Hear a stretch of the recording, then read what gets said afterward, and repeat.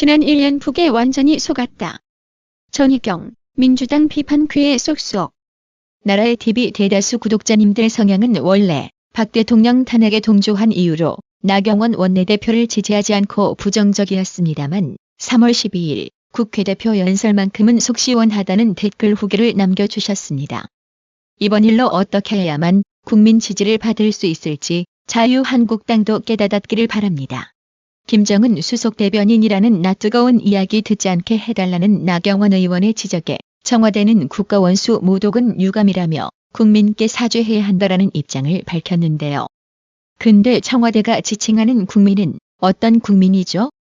다음 날 3월 13일 문재인은 동남아 순방 중에도 대한민국 혈세를 쓰가며 북한이 국제사회 일원들에게 협력해달라며 마치 북한 대변인 같은 행보를 보여 온라인 누리꾼들에게 저것 봐, 또 세금 뿌리고 나가서 북한 잘 봐달라 부탁하잖아. 나경원 의원 말이 맞네라는 소리를 들었습니다.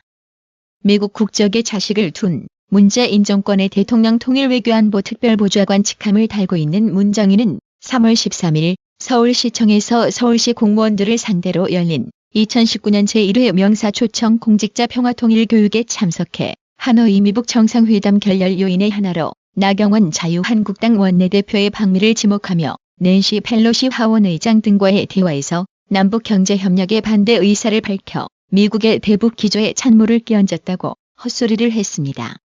이제는 하다 회담 결렬 원인으로 나경원 탓을 하고 자빠졌습니다. 문정인의 발언으로 나경원 의원은 졸지에 미국을 움직이는 슈퍼경원이 되는 순간입니다. 온라인 누리꾼들도 한결같이 문정인의 남탓 발언을 비판하고 나섰습니다. 순공감 순으로 몇 개를 소개해보자면 제-UNG는 회담 결렬은 핵 폐기할 의사가 없는 북한 때문이라고 생각합니다라 했고 LEK는 또 남 탓이네. 정말 징글징글하다라고 했으며 CROU는 미국이 나경원 같은 여자 한마디에 좌지우지 될 나라냐? 라고 반문했습니다. 전희경 의원이 그동안의 침묵을 깨고 3월 12일 제1야당 대표 연설을 중단시킨 민주당을 향해 아주 귀에 쏙쏙 들어오는 게 역시 다변가다운 비판의 솜씨를 보였습니다. 더불어민주당은 지금까지 침묵함으로 해서 정권의 말로를 재촉했습니다. 그러나 어제부로 더불어민주당은 그들이 가지고 있는 과잉 충성이 빚은 참극으로 인해서 이 정권의 불행한 비극을 자초하고 있습니다. 더불어민주당은 이제 최소한 그들의 단어 사전에서 민주라는 말은 빼야 합니다. 오늘부로 당의 간판 바꾸십시오. 누구와 더불어 가는지 이제 국민들은 다 압니다. 강성 노조와만 더불어 가는 정당, 북한의 김정은과만 더불어 가는 정당, 촛불 청구서를 내미는 그들이 보훈해야 되는 대상들을 법까지 만들어서 먹여 살리겠다는 더불어당. 그런 사람들과 더불어 가는 사람들이 국민 모독, 대통령 모독을 이야기하고 있습니다. 지난 9년의 시간 동안 그들이 정권을 잡기 전까지 우리는 모독이란 것이 무엇인지, 최소한의 금도를 저버린 자들이 어떤 행동을 보이는지 똑똑히 목격했습니다. 여러분 그거 다 기억나시죠? 네. 그랬던 사람들이 지금 모독을 이야기합니다. 진짜 모독이 무엇인지 이 자리에서 더불어민주당 의원들께 그리고 청와대 대통령과 대통령을 모시는 분들께 알려드리겠습니다. 대한민국에서 벌어진 진짜 모독 무엇인지 말씀드리겠습니다. 천안함 폭침주범 김영철이 당당하게 대한민국에 내려왔을 때 대한민국 국민 모독 당했습니다. 멀쩡한 가정주부가 정부가 금강산 관광길 열어놔서 금강산 둘러보러 간 죄밖에 없는데 북한군 총에 맞아 돌아가셨을 때 그럼에도 불구하고 지금 금강산 못 열어서 안달인 정부 여당의 브리핑이 나올 때 대한민국 국민들 모독당했습니다. 일본은 하노이 회담 진전 없을 거라고 회담 결과 나오기 전에 설명 들었는데 대한민국 청와대 그때까지도 사인할 거라면서 좋아서 방방 뛰고 그것도 모르고 있다가 나중에 NSC 열어서 한다는 얘기가 경협 추진 박차가 하라 라는 얘기할 때 대한민국 국민들 모독당했습니다. 이런 게 모독입니다. 이런 게 국민 모욕하는 겁니다. 제발 부탁드립니다. 어디 가서 진보라는 말 쓰시지 말기 바랍니다. 진보는 앞으로 가는 것입니다. 10년, 20년 전, 50년 전, 100년 전 과거사를 자신들의 잣대로 드립하고 국민들 먹고 사는 문제와 하등에 관계없는 것만 골라서 하는 그런 정부가 쓸 수 있는 단어가 아닙니다. 대한민국은 지금 새롭게 쇄국 시대, 쇄국주의와 사대주의가 판치고 있습니다. 세계는 북한을 믿을 수 없다고 합니다. 제재만이 해답이라고 합니다. 비핵화라는 것에는 원칙이 있고 그 외에 어떤 타협점도 없다고 합니다. 우리나라만 빗장 꽁꽁 닫아 걸고 우리 민족끼리 외치면서 사실은 김정은과 함께라고 외치고 있습니다. 이런 게 쇄국주의입니다. 어제 민주당 의원들 단상회까지 뛰쳐나와서 의장석까지 올라가서 보이는 혈기 여러분들 다 우리 함께 목격했습니다. 그런 혈기 지금 이 순간 부려야 될 곳 단 한 곳 있습니다. 중국입니다. 미세먼지 좀 보내지 말아라. 니네 동부 해안에 화력발전소 짓는다는 거 당장 계획 없애라. 우리 기자들 중국에 취재 갔을 때 왜 때렸냐? 우리 대통령 왜 혼밥 굴욕 시켰냐? 이런 거 할 때 제발 좀 팔 걷어붙이고 그렇게 좀 해보십시오.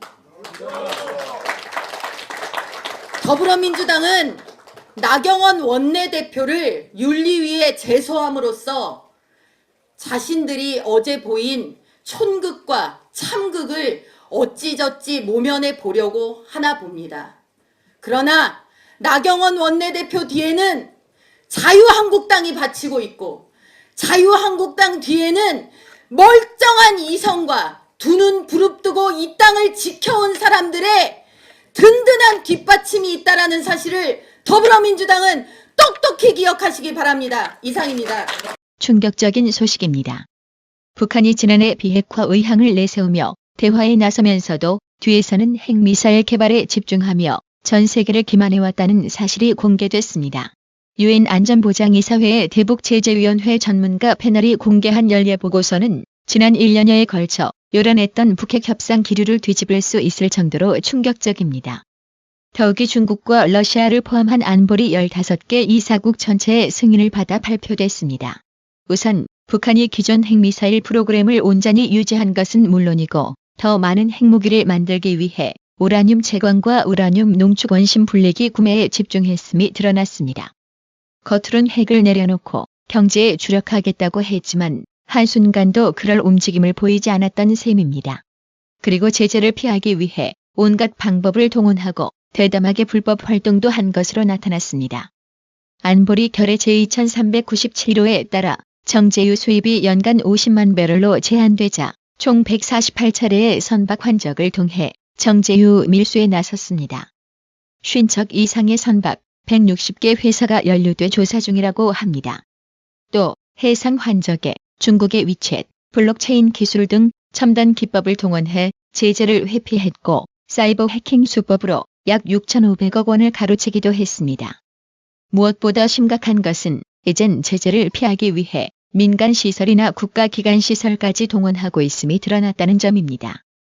평양 순안공항은 발사대와 보관 갱도 등이 갖춰진 미사일 시설이고 남포항은 수중 송유관까지 갖춰진 원유 밀매 기지가 됐다는 것입니다.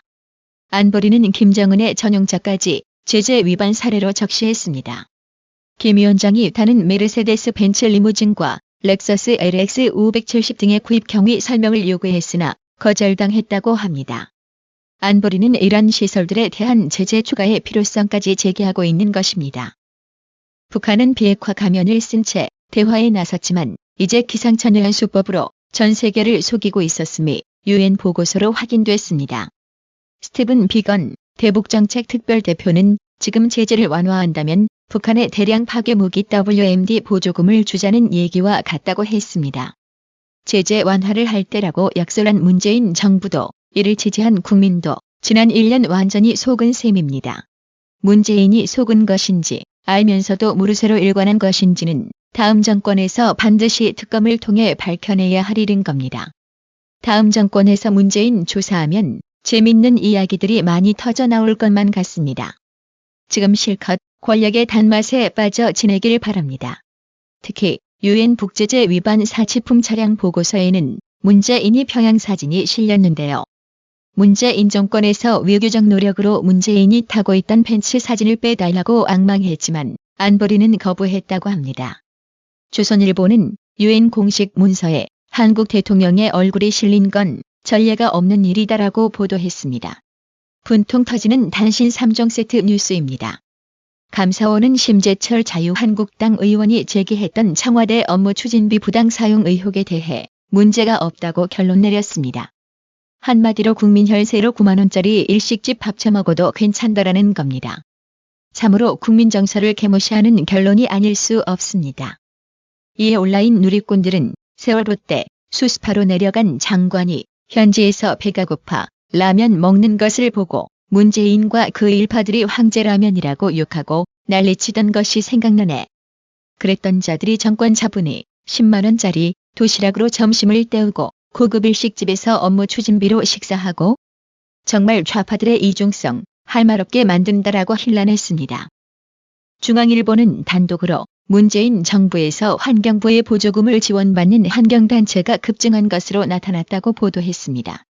국회 환경노동위원장인 김학용 자유한국당 의원이 3월 12일 환경부로부터 제출받은 2015년에서 2018년 민간단체별 보조금 현황 자료에 따르면 지난해 보조금을 지원받은 민간단체는 129곳으로 1년 사이에 5배 이상 늘었습니다.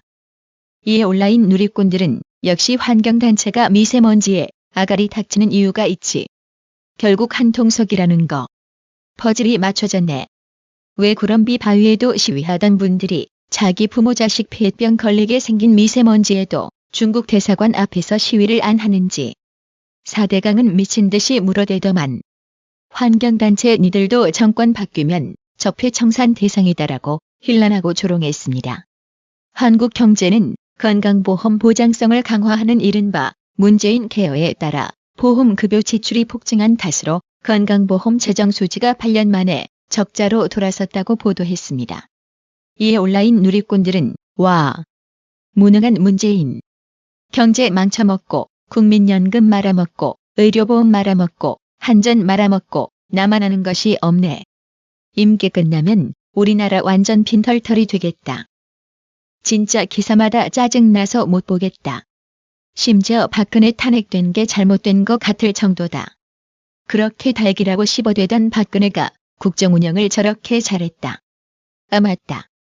최순실이 국정운영을 해도 처리 잘 했는데 민주당 전문가 모두 출동했는데 나라 꼬라지 봐라라며 뭐든지 건드리면 망가지게 만드는 문재인의 무능력을 보면서 꽃이 진 뒤에야 비로소 봄인 줄 알았다는 박 대통령에 대한 민심의 변화가 요동치고 있습니다. 황규영님, 구독료 후원 정말 감사드립니다. 나라의 TV는 보다 더 양질의 컨텐츠를 생산하기 위해 자발적 구독료를 후원 형식으로 받고 있으니 많은 성원 부탁드립니다. 시청해주셔서 감사합니다. 구독은 꼭 눌러주세요.